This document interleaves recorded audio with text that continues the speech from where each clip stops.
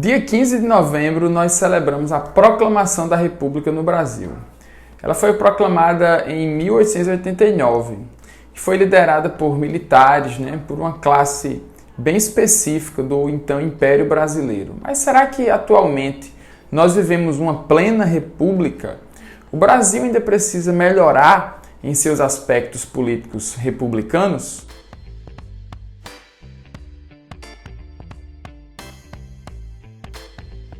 O contexto da proclamação da República é o fim do Segundo Reinado.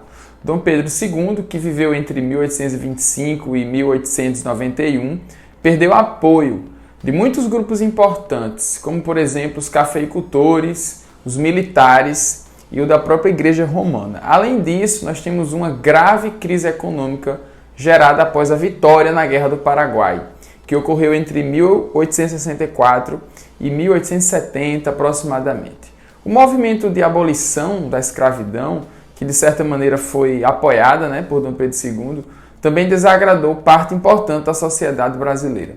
Leis como, por exemplo, a do ventre livre, de 1871, a lei dos sexagenários, de 1885, promoveram muitas críticas ao governo.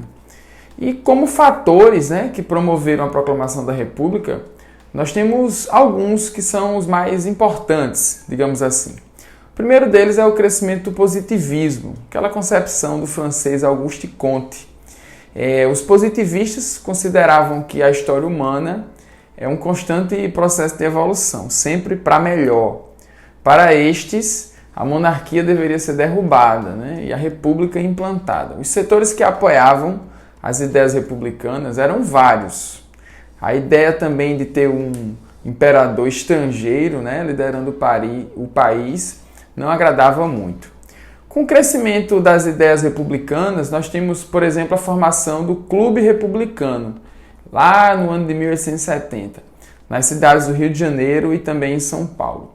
Um dos destaques da atuação desse grupo foi a formação de um jornal chamado A República, que servia de manifesto, uma espécie de manifesto para espalhar, compartilhar as ideias sobre a implantação de um sistema democrático e federalista.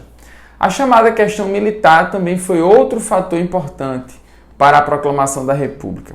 A divergência de Dom Pedro II com o exército é muito evidente na história.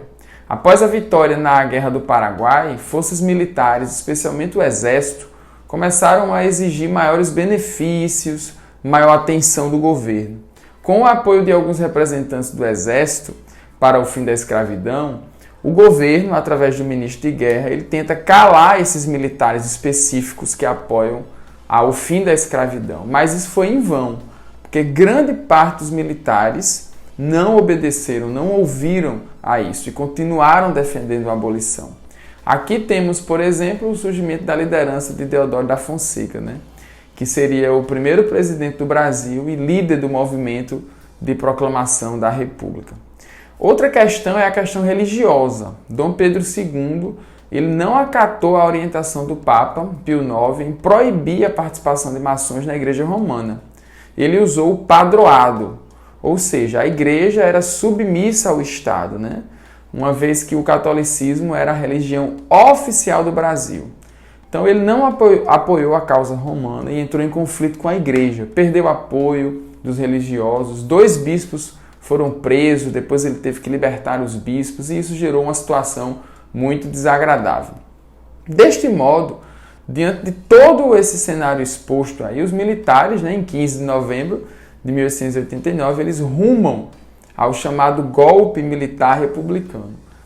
Por que golpe militar republicano? Porque a proclamação da República ela é promovida sem revolução, sem participação popular, é liderada por uma classe, por uma elite privilegiada, pelos militares. Sendo assim, também é caracterizado como um golpe, mas hoje mais comumente chamado de proclamação.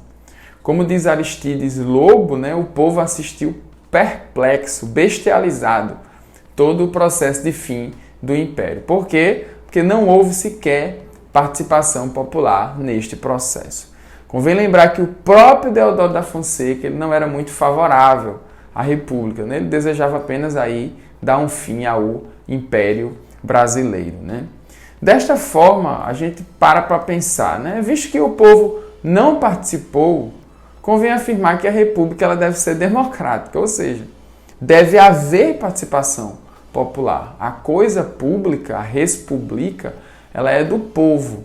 E sempre que nós vemos, mesmo em uma democracia, a vontade popular afastada, ofuscada, nós devemos lembrar que a democracia é o pior meio de governo, excluindo todos os outros, como diria o primeiro-ministro inglês Winston Churchill.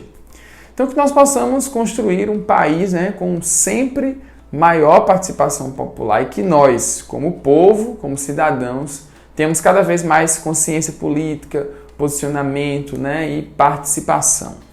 Então, se você curtiu esse vídeo, se você ainda não é inscrito, se inscreva no canal, curta esse vídeo e compartilhe este conteúdo. Valeu, pessoal, obrigado por você assistir esse conteúdo e até a próxima.